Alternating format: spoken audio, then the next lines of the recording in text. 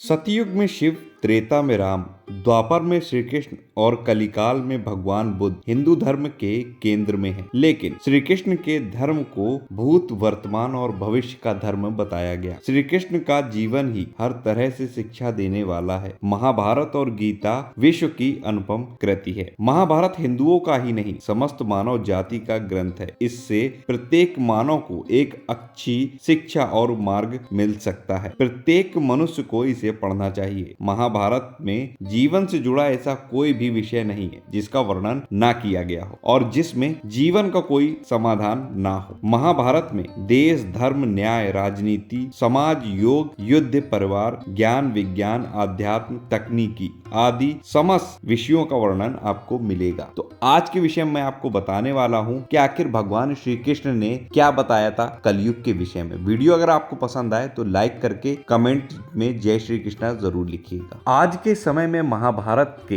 एक प्रसंग से आज का मानव कुछ सीख ले सकता है। यह प्रसंग उस समय का है जब पांचों पांडवों को वनवास हो गया था। वनवास जाने से पहले पांडवों ने भगवान श्री कृष्ण से कहा कि हे श्री कृष्ण, अभी यह द्वापर युग का अंतकाल चल रहा है। आप हमें बताइए कि आने वाला कलयुग में कलिकाल की चाल या गति क्या और कैसी होगी। श्री कृष्ण कहते हैं, तुम पांचों भाई वन में जाओ और जो कुछ भी दिखे आकर वह मुझे बताओ, मैं तुम्हें उसका प्रभाव बताऊंगा। यह सुन पांचों भाई वन में चले गए। वन में उन्होंने जो देखा उसको देखकर वे आश्चर्यचकित रह गए। आखिर उन्होंने वन में ऐसा क्या देखा और श्री कृष्ण ने क्या जवाब दिया, ये जानने से पहले वीडियो पे एक लाइक जरूर कर दीजिए। युधिष्ठिर ने भ्रमण के दौरान देखा कि एक जगह पर एक हाथी के दो सूंड है। यह देखकर युधिष्ठिर को काफी आश्चर्य हुआ। इसी तरह अर्जुन भी भ्रमण पर थे। उन्होंने देखा कि एक पक्षी है जिसके पंखों पर वेद की ऋचाएं लिखी हुई हैं, पर वह पक्षी मुर्दे का मांस खा रहा है। इसी तरह भीम भी जब भ्रमण पर थे तब भीम ने जो देखा वह भी आश्चर्यजनक था। उन्होंने देखा कि गाय ने एक बछड़े को जन्म दिया। जन्म के बाद वह बछड़े को इतना चाट रही है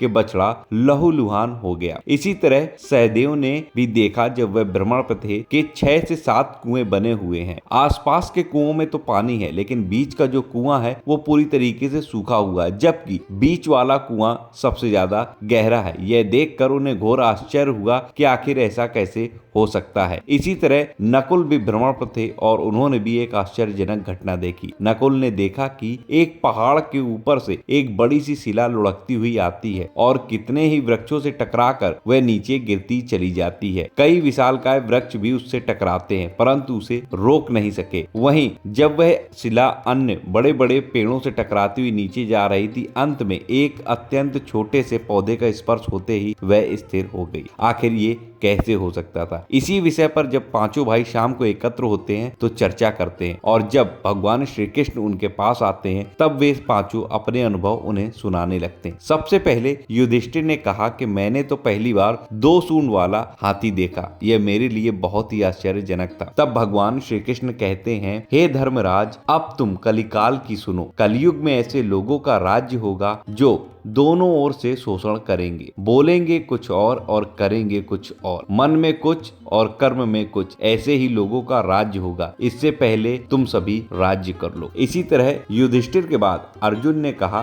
कि मैंने जो देखा माधव वह तो इससे भी कहीं ज्यादा आश्चर्यजनक था। मैंने देखा कि एक पक्षी के पंखों पर वेद की ऋचाएं लिखी हुई थी और वह पक्षी मुर्दे का मांस खा रहा था। तब भगवान श्री कृष्ण कहते हैं, इसी प्रकार कलयुग में ऐसे लोग रहेंगे जो बड़े ज्ञानी और ध्यानी कहलाएंगे। वे ज्ञान की चर्चा तो करेंगे लेकिन उनके आचरण राक्षसी होंगे। बड़े पंडित और विद्वान कहलाएंगे किंतु वे यही देखते रहेंगे कि कौन सा मनुष्य मरे और हमारे नाम से संपत्ति कर जाए। हे अर्जुन, संस्था के व्यक्ति विचारेंगे कि कौन सा मनुष्य मरे और संस्था हमारे नाम से हो जाए। हर जाति धर्म के प्रमुख पद पर बैठे विचार करेंगे कि कब किसका श्राद्ध हो, कौन कब किस पद से हटे और हम उस पद पर चढ़े। चाहे कितने भी बड़े लोग होंगे किंतु उनकी दृष्टि तो धन और पद के ऊपर ही रहेगी। ऐसे लोगों की बहुतायत होगी और कोई भी विरला होगा इनमें से जो संत पुरुष होगा। इसी तरह अर्जुन के सवाल के बाद में भीम अपना अनुभव माधव को सुनाते हैं। भीम कहते हैं, हे कन्हैया, मैंने जो देखा कि गाय ने एक बछड़े को जन्म दिया है और वह उसे इतना चाटती है कि बछड़ा लहूलुहान हो जाता है। इस पर भगवान श्री कृष्ण कहते हैं, कलयुग का मनुष्य शिशुपाल हो जाएगा। कलयुग में बालकों के लिए ममता के कारण इतना करेगा कि उन्हें अपने विकास का अवसर ही नहीं मिलेगा। मोह माया में ही घर बर्बाद हो जाएंगे। किसी का बेटा घर छोड़कर साधु बनेगा तो हजारों व्यक्ति दर्शन करेंगे, किंतु यदि अपना बेटा साधु बनता होगा तो रोएंगे कि मेरे बेटे का क्या होगा। इतनी सारी ममता होगी कि उसे मोह माया और परिवार में ही बांध कर रखेंगे और उसका जीवन वहीं खत्म हो जाएगा। अंत में बेचारा अनाथ होकर मरेगा। वास्तव में लड़के तुम्हारे नहीं हैं, वे तो बहुओं की अमानत हैं और लड़कियां जमाइयों की अमानत है और तुम्हारा यह शरीर मृत्यु की अमानत है। तुम्हारी आत्मा परमात्मा की अमानत है। तुम अपने शाश्वत संबंध को जान लो, इसी में तुम्हारी भलाई है।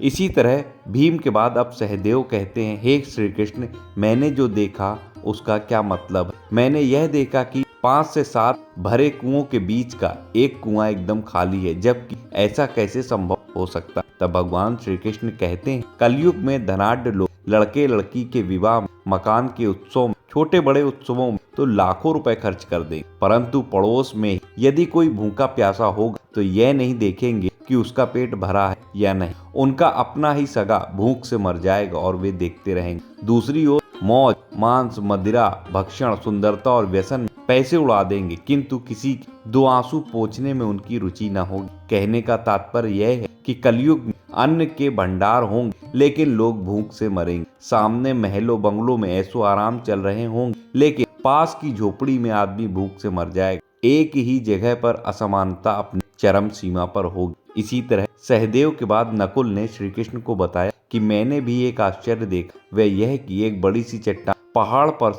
लुढ़कती हुई, वृक्षों के तने और चट्टान उसे रोक न पाए, किंतु एक छोटे से पौधे से टकराते ही वह चट्टान रुक गई। तब श्री कृष्ण ने कहा, कलयुग में मानव का मन नीचे गिरेगा, उसका जीवन पतित होगा। यह पतित जीवन धन की शिलाओं से नहीं रुकेगा, ना ही सत्ता के वृक्षों से रुकेगा, किंतु हरि नाम के एक छोटे से पौधे से, हरि कीर्तन के एक छोटे से पौधे से मनुष्य के जीवन का पतन होना रुक जाएगा। इसलिए आप सभी लोगों से भी मेरी यही रिक्वेस्ट है, आप सभी लोग भगवान का नाम जप करिए। भगवान का नाम ही आपको इस भव समुद्र से पार लगा सकता है। कलयुग केवल नाम आधारा, सुमिर सुमिर नर उतर ही पा रहा है। ये पूज्य गोस्वामी तुलसीदास जी ने बहुत पहले, आज से 550-600 वर्ष पहले ही इस पंक्ति की रचना कर दी थी।